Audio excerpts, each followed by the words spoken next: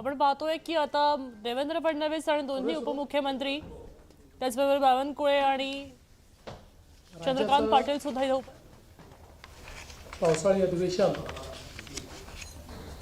उद्यापासून सुरू होत आहे। 3 आठवड्याचं पूर्ण अधिवेशन या ठिकाणी प्रस्तावित केलेलं आहे आणि अधिवेशनाच्या माध्यमातून सर्वसामान्य नागरिकांचे प्रश्न सुटावेत या दृष्टीनं सकारात्मक चर्चा आणि त्याच्यावर सरकारच्या वतीनं योग्य उपाययोजना अशा पद्धतीचं नियोजन करणं हे सरकारी पक्ष म्हणून आम्ही त्याचा प्रयत्न करणार आहोत।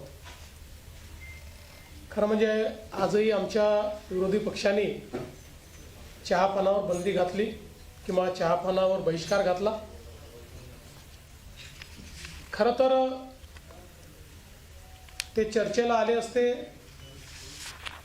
तर काही गोष्टींवर चर्चा झाली असती, काही विचारविनिमय झाला असता, पण त्याऐवजी त्यांनी 6 पानाचं एक पत्र आम्हाला दिलं आहे। एक गोष्ट चांगली आहे की मागच्या वेळी पत्रावर सह्या नाहीत अशी टीका झाल्यामुळे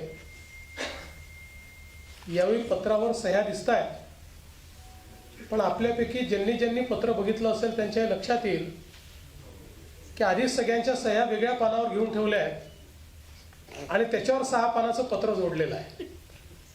त्याच्यामुळे हरकत नाही, पण किमान म्हणजे काहीतरी आमचे विरोधक लक्षात घेत आहेत ही अतिशय चांगली गोष्ट आहे। आणि आपण जर बघितलं तर हा जो काही सह्यांचा जो काही एका कागदावर त्या ठिकाणी हाताने पृष्ठ क्रमांक लिहिलेला आपल्याला पाहायला मिळतो, त्यातून लक्षात येतं की ते वेगळं जोडलेलं आहे। आपण जर हे पत्र बघितलं, मला थोडी शंका आली म्हणून मी जरा चेक केलं तर माझ्या लक्षात आलं की हे पत्र देखील ChatGPTने तयार केलं आहे। एआयचा उपयोग करून, म्हणजे पत्र हे तयार करण्याकरता आता विषय राहिले नाहीत, कल्पकता राहिली नाही किंवा प्रश्नांचं आकलन जे आहे ते आकलन राहिलेलं नाही। त्यामुळे एआयचा उपयोग करून, पण मला या गोष्टीचा आनंद आहे की किमान टेक्नॉलॉजीचा उपयोग हे विरोधक करायला लागलेले आहेत। ही चांगली गोष्ट आहे। आपल्यापैकी प्रत्येकालाच तंत्रज्ञानाचा उपयोग केला पाहिजे।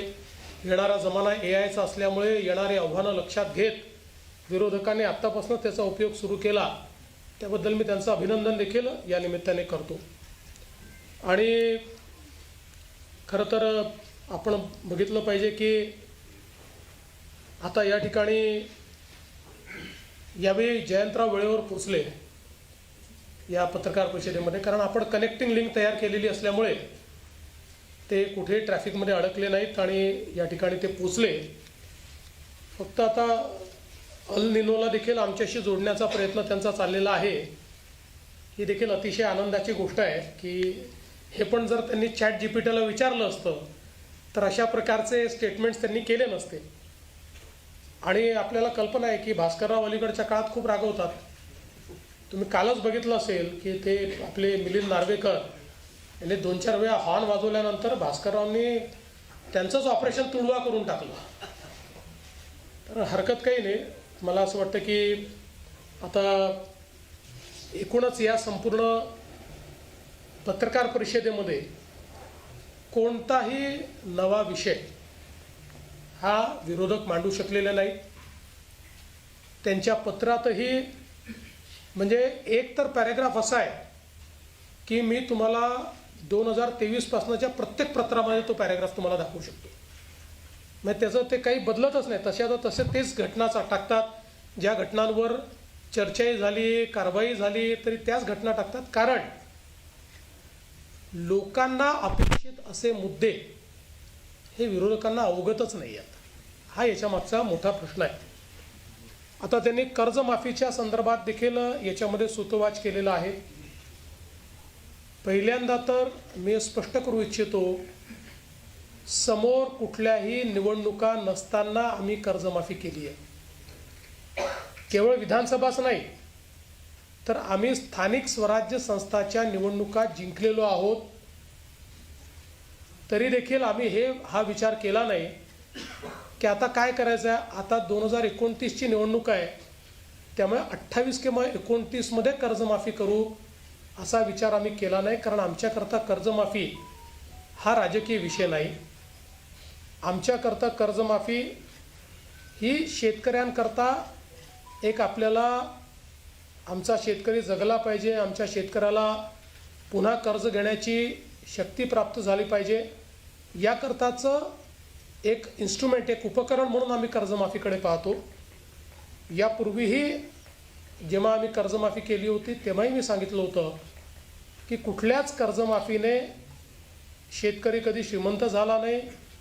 कर्जमाफी हा काही परमनंट उपाय पण नाही, पण परिस्थिती अनुरूप आपल्याला कर्जमाफी करावी लागते. कारण त्याशिवाय त्या कर्जाच्या नेटमध्ये पुन्हा आपल्याला शेतकऱ्याला आणता येत नाही. पण हे करत असताना यावेळी आपण एक कमिटी तयार केली आणि त्या कमिटीला हे काम दिलं होतं की त्यांनी शॉर्ट टर्मच्या उपाययोजना, लाँग टर्मच्या उपाययोजना, बँकिंग सिस्टीमवर त्याचा होणारा परिणाम, या सगळ्या गोष्टीचा विचार करून त्या संदर्भातला रिपोर्ट द्यावा. समितीच्या रिपोर्टच्या आधारावर काही निकष आपण यामध्ये टाकलेले आहेत. पण मला असं वाटतं की आज आपण जर विचार केला तर 36,585 कोटी रुपये आणि 56 लाख शेतकऱ्यांना या कर्जमाफीचा लाभ होणार आहे. आणि हा जो आकडा आहे आत्तापर्यंतच्या झालेल्या कर्जमाफींमधला सगळ्यात मोठा आकडा आहे. सर्वात जास्त बेनिफिशरीज आत्तापर्यंतच्या कर्जमाफीमधले या कर्जमाफीत असणार आहे. त्यामुळे काही गोष्टी निश्चितपणे आपण केलेल्या आहेत की बँकिंग सिस्टीम जी आहे त्या बँकिंग सिस्टीमवर जर ताण आला आणि बँका जर त्या ठिकाणी अडचणीत आल्या तर उद्याच्या काळामध्ये आजच आपण पाहतोय, मागच्या काळात नागपूरसारखी बँक, वर्धेसारखी बँक, बुलढाणासारखी बँक, या बँका अडचणीत आल्यामुळे आज या जिल्ह्यांमध्ये कर्ज घेणाऱ्या शेतकऱ्याची संख्या ही मोठ्या प्रमाणात कमी झालेली आहे. आणि म्हणून बँकाही कशा प्रकारे वाचवता येतील, पण कर्जमाफी बँकेकरता नाही, ती शेतकऱ्याकरता, अशा पद्धतीनं याचं स्ट्रक्चरिंग आम्ही केलेलं आहे. आणि म्हणून हे आता 2 लाखाचं सांगतात. मागच्या काळामध्ये 2 लाखाच्यावर 2 रुपये झाले तरी यांनी कर्जमाफी दिलेली नाही. आम्ही मात्र वरचे पैसे भरले तर 2 लाख रुपये त्याच्या खात्यामध्ये भरतो आणि तेही 10% शेतकरी आहेत. बाकी सगळे शेतकरी, मी एक्झॅक्ट आकडेवारी सभागृहात देईल, पण बहुतांश शेतकरी हे 2 लाखाच्या आतले शेतकरी आहेत. आणि त्यांना सगळ्यांना आपण कर्जमाफी देतो.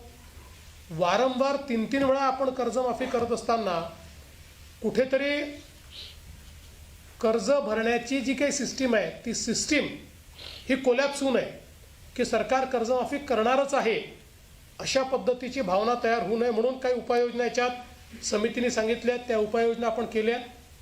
पण